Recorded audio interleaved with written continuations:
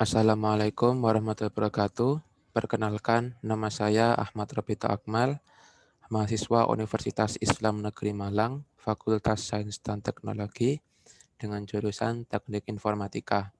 Di sini saya akan mempresentasikan mengenai UTS saya, yakni menjawab beberapa soal.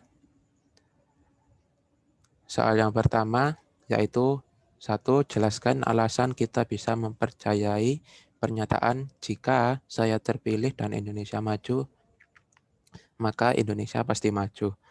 Catatan diberikan tanda kurung agar lebih mudah mengubahnya menjadi bentuk P dan Q. Gunakan pengetahuan mengenai tautologi, kontradiksi, dan kontingensi. Jadi di sini kita akan menentukan P dan Q-nya dulu. P-nya itu adalah saya terpilih, dan Q-nya itu adalah Indonesia maju. Terus kemudian kita tentukan benar salahnya, benar, benar, salah, salah, benar, salah, benar, salah. Nah, kemudian P dan Q. P dan Q ini diambil dari kalimatnya, saya terpilih dan Indonesia maju. Saya terpilihnya tadi itu P, Indonesia majunya yaitu Q. Nah, lambang dan di sini itu akan bernilai benar jika keduanya itu benar. Jika salah satunya itu ada yang salah, berarti salah. Apabila keduanya itu salah, tentu salah. Jadi di sini P dan Q. P benar, Q benar, P dan Q juga benar. P benar, Q salah, P dan Q salah. P salah, Q benar, P dan Q salah. P salah, Q salah, P dan Q salah. Kemudian di sini ada P dan Q, ada lambang panah ini menunjukkan maka, P dan Q, maka Q. Dari kalimat jika saya terpilih dan Indonesia maju, maka Indonesia pasti maju. Nah, Indonesia pasti maju ini kan sama dengan Q-nya tadi yang berarti Indonesia maju. Nah, prinsipnya maka itu akan bernilai salah jika benar ketemu dengan salah. Jika salah ketemu dengan benar, itu benar. Jadi hanya ketika benar ketemu dengan salah. P dan Q ini benar, maka Q benar, hasilnya benar. P dan Q salah, maka Q-nya salah. P dan Q maka Q hasilnya benar. P dan Q-nya salah, Q-nya benar. P dan Q maka Q, salah maka benar, itu benar. Di sini juga salah maka salah, itu benar. Nah, di sini hasilnya benar semua, itu menunjukkan bahwasannya ini adalah tautologi. Jadi tautologi itu apabila semua hasilnya itu berhasil benar, kontradiksi itu apabila semua hasilnya itu berhasil salah, kontingensi apabila hasilnya ada yang benar, ada yang salah. Dan kita lanjut ke soal yang nomor 2. Nah, jelaskan alasan kita sebaiknya tidak mempercayai pernyataan jika saya terpilih atau Indonesia maju, maka Indonesia pasti tidak maju. Ini mirip dengan soal yang pertama, perbedaannya hanyalah tidak mempercayai pernyataan, sama jika saya terpilih atau Indonesia maju, maka Indonesia pasti tidak maju. Jika di pertama tadi pasti maju, di nomor 2 pasti tidak maju.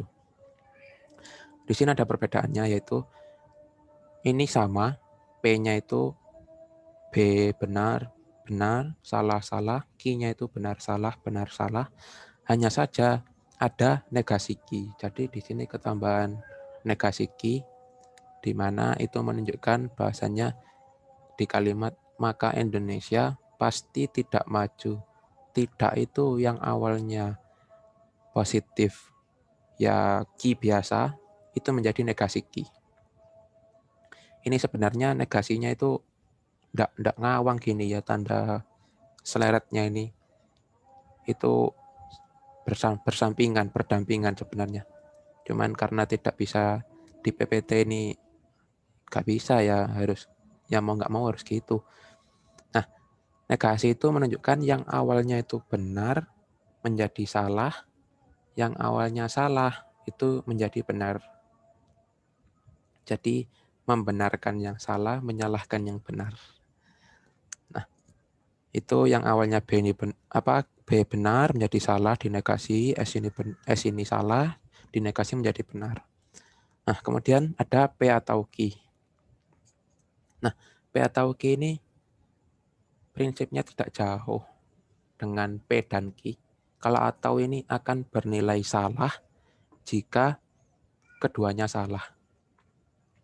Yang tadi dan kan akan bernilai benar apabila keduanya benar. Kalau atau akan bernilai salah jika keduanya salah. Jadi P atau Q, benar atau benar, ya benar.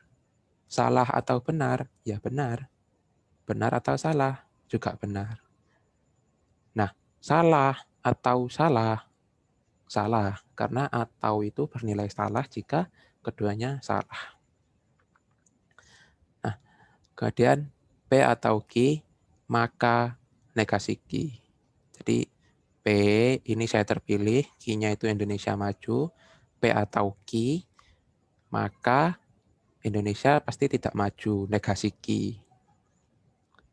Nah, maka itu kan tadi akan bernilai salah jika benar ketemu salah. Nah, ini P atau Q, maka negasi Q. P atau Q-nya benar, maka negasi Q-nya salah. Benar, maka salah, itu salah. Selanjutnya benar, maka benar, itu benar. Benar, maka salah, salah. Nah, kalau salah, maka benar. Masih benar. Jadi, hanya ketika benar, maka salah. Itu hasilnya akan salah.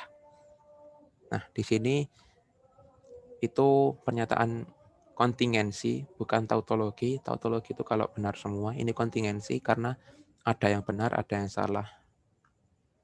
Jadi langsung kita lanjut ke soal yang nomor 3. Di antara sekelompok mahasiswa 100 orang, ternyata 44 orang suka mata kuliah matematika diskrit, 52 orang suka mata kuliah kalkulus, 42 orang suka bahasa Inggris, 16 orang suka matematika diskrit dan kalkulus, 15 orang suka matematika diskrit dan bahasa Inggris, 14 orang suka kalkulus dan bahasa Inggris, dan 5 orang tidak suka ketika pelajaran tersebut. Pertanyaan yang pertama, gambarlah diagram Venn untuk menunjukkan keadaan di atas. Nah, ini gambar diagram Venn sebelum masuk perhitungan. Jadi masih originalnya lah dari soal. Itu MD ini matematika diskrit, K ini kalkulus, BI ini bahasa Inggris. Matematika diskritnya aja 40. Kalkulusnya 52, bahasa Inggrisnya 42. Yang suka keduanya ada 16, ini matematika diskrit dan kalkulus. 14 ini kalkulus dan bahasa Inggris, 15 ini matematika diskrit dan bahasa Inggris. Kemudian pertanyaan yang kedua, berapa siswa yang suka ketiganya? Nah, di soal kan tidak diketahui berapa orang. Cuman diketahui 5 orang tidak suka ketiganya. Nah, perhitungannya ada di slide selanjutnya. Kita lanjutkan ke slide-nya dulu. Nah, dimisalkan suka ketiganya adalah X. Suka ketiganya adalah X. Jadi, yang di tengah ini dimisalkan X. Nah, matematika diskrit irisan K itu kan 16. Ya kan, 16. Itu dikurangi. Jadi sebenarnya itu semua yang ada di situ itu dikurangi oleh X-nya. Jadi matematika diskrit irisan K sama dengan 16 min X. Matematika diskrit irisan bahasa Inggris sama dengan 15 min X. Kalkulus irisan bahasa Inggris sama dengan 14 min X. Nah, kemudian Untuk mencari matematika diskritnya saja itu berapa, itu keseluruhannya 44 itu dikurangi sama matematika diskrit irisan kalkulus. Matematika diskrit dan orang yang suka matematika diskrit dan yang suka kalkulus. Jadi 44 dikurangi 16 min X. Kemudian dikurangi lagi dengan matematika diskrit irisan bahasa Inggris, yaitu 15 min X. Nah, kan tadi saya bilang bahasanya semua itu dikurangi dengan X. Nah, setelah dikurangi 2 tadi, 16 min X sama 15 min X, itu dikurangi X. Jadi diperhitungkan min-nya masuk ke sini, min-nya masuk ke sini, ketemunya 44 min 16 plus X min 15 plus X min X.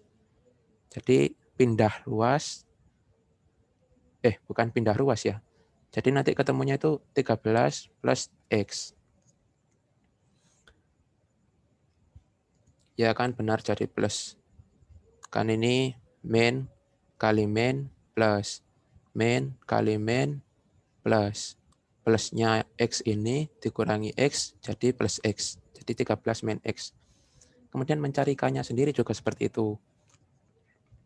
52 min 16 min X, yaitu matematika diskrit irisan kalkulus, dikurangi kalkulus irisan bahasa Inggris 14 min X, dikurangi X, sama dengan 22 plus X, 42. Bahasa Inggris juga sama, 42 dikurangi 15 min X, itu matematika diskrit irisan bahasa Inggris, dikurangi 14 min X, kalkulus irisan bahasa Inggris, dikurangi X, sama dengan 13 plus X. Nah, setelah itu, kan sudah tahu 16 min X, 15 min X, 14 min X, dan sebagainya. Tambahkan semua angka yang ada di depan. Jadi, maksudnya itu min X-nya ini tidak usah diikutkan, plus X-nya ini tidak usah diikutkan. Jadi cuma 16, 15, 14, 13, 22, 31 itu ditambahkan semua. Ditambahkan ketemu 93. Jadi 93 itu semua yang ada di lingkaran di diagramnya itu kecuali yang X. Kecuali X-nya. X-nya tidak masuk. Nah, tadi ada di dalam soal 5 orang tidak suka ketika pelajaran tersebut. Jadi kan di luar. Itu 5. Totalnya ada 5 orang yang tidak suka ketika pelajaran tersebut. Nah, 93 tadi itu ditambah 5. Jadi 98. Nah, 98 ini sudah semua, baik yang di dalam lingkaran maupun yang di luar lingkaran, itu semua masuk 98 kecuali yang X-nya, yaitu yang suka ketiganya. Nah, semestanya itu kan 100. Jadi di soal ini di antara kelompok mahasiswa 100 orang, itu semuanya itu 100. Yang tadi kan diketahui semuanya 98 orang. Yang dicari adalah yang suka ketiganya, yang dimisalkan X tadi. Jadi 100 ini 100 ini dikurangi 98. Ketemunya 2. Ketemulah orang yang suka ketiganya, yaitu 2 orang. 2 orang. Berapa siswa yang suka ketiganya? 2 orang. Soal yang selanjutnya. Berapa siswa yang suka matematika diskrit atau kalkulus? Nah, di sini itu matematika diskrit atau kalkulus. Definisi atau itu yang matematika diskrit saja masuk, yang kalkulus saja itu juga masuk, yang suka kalkulus atau matematika diskrit, yang suka keduanya itu juga masuk, yang suka matematika diskrit sama bahasa Inggris itu juga masuk, karena kan mencakup matematika diskrit itu loh. Jadi 15 ini masuk, 14 ini masuk, 24 ini masuk, 12 ini masuk, 13 ini masuk, 2, bahkan 2 pun yang suka ketiganya itu juga masuk. Karena masih mencakup matematika diskrit atau kalkulus. Jadi 15 ditambah 14 ditambah 24 ditambah 13 ditambah 2 ditambah 12. 15 tambah 14 tambah 24 tambah 13 tambah 2 tambah 12 sama dengan 20. Jadi siswa yang suka matematika diskrit atau kalkulus itu 80. Nah, ini cara mengerjakannya tadi sudah saya jelaskan, bisa dilihat kembali. Nah, kemudian kita lanjut ke soal yang keempat. Keempat, bentuklah fungsi boolean dalam bentuk SOP dan POS dari soal nomor 1 atau nomor 2, pilih salah satu. Anggaplah pernyataan P dan Q sebagai variabel X dan Y. Gunakan tabel kebenaran untuk mempermudah membentuknya. Nah, di sini tabel kebenarannya ini ya ada variabel X, ada variabel Y. Kita tentukan dulu variabel X itu 0, 0, 1, 1, 0, 1, 0, 1. Untuk fxy itu 0 kali 0, 0. 0 kali 1, 0. 1 kali 0, 0. 1 kali 1, 1. Nah, SOP itu sum of product. Kalau POS itu product of sum. Kalau sum of product itu dikali dulu, baru dijumlah. Kalau product of sum itu dijumlah dahulu, kemudian dikali. Nah, di sini SOP-nya, SOP itu yang dilihat itu cuman yang hasilnya itu 1. Jadi yang hasilnya 1 kan cuman 1, 1. Nah, ini hasilnya 1. Kalau POS, product of sum, itu yang dilihat di hasilnya itu, yang hasilnya 0. Nah, jadi kan di sini yang hasilnya 0 ada 3. Kita ke SOP dulu. SOP 1 sama dengan XY. Nah, jadi kalau SOP itu yang dilihat itu 1. Kalau POS itu yang dilihat itu 0. Jadi 1, 1 sama dengan XY. F, X, Y ya sama dengan XY karena tidak ada lagi cuma 1 ini. Nah, kalau POS, product of sum, yang dilihat itu 0-nya, yang hasilnya 0 ini. Jadi 0, 0 itu sama dengan X plus Y. Kalau 0, 1, nah di sini kan 0, 1. 0-nya itu kan X biasa. Nah, kalau 1 itu jadi aksen. Kalau di POS kan yang dilihat 0-nya. 0-nya itu X biasa. Kalau 1 di POS itu ada aksennya. Kalau di SOP yang dilihat kan 1. Jadi 1 itu X biasa. Kalau ada angka 0, berarti nanti jadinya Y aksen, pokok ada. Yang penting itu ada aksennya. Jadi yang dilihat di SOP itu 1, yang dilihat di POS itu 0. Jadi 0, 1 ini. 0, 1 sama dengan X plus Y aksen. 1, 0 sama dengan X aksen plus Y. Karena di sini ada 3, seperti yang saya jelaskan tadi, bahwasannya POS itu ditambah dulu, kemudian dikali dengan yang lainnya. Jadi FXY-nya itu X plus Y, ini di dalam kurung, dikali dengan kurung lainnya. Kurung lainnya yang berisi X plus Y aksen, X aksen plus Y, itu dikali semua. Nah, jadi itu jawaban yang nomor 4 FXY, yang SOP itu XY, yang POS itu FXY-nya X plus Y dalam kurung, X plus Y aksen itu dalam kurung, X aksen plus Y itu dalam kurung. Lanjut ke slide berikutnya. Nah, di sini ada pertanyaan untuk semua.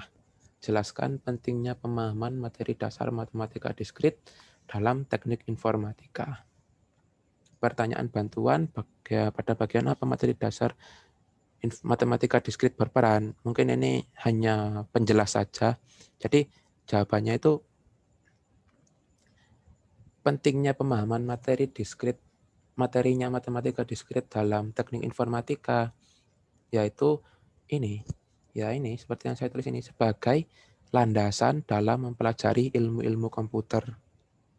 Jadi dasarnya mempelajari ilmu-ilmu komputer itu terdapat pada materi pada matematika diskrit. Sebagai contoh itu dalam pembuatan software, diperlukan adanya perhitungan dan logika yang pasti. Nah, logika yang pasti, perhitungan, matematika kan identik dengan perhitungan. Nah, matematika diskrit itu sendiri adalah cabang matematika yang memperdalam mengenai logika. Jadi, ya matematika diskrit itu sebagai dasarannya untuk mempelajari ilmu-ilmu komputer. Ya, sudah. Nah, matur nuwun saking pamirsaanipun. Jadi, mohon maaf apabila ada kesalahan, baik tutur ucap maupun slide PPT yang saya presentasikan. Sekian dari saya. Syukron. Wassalamualaikum warahmatullahi wabarakatuh.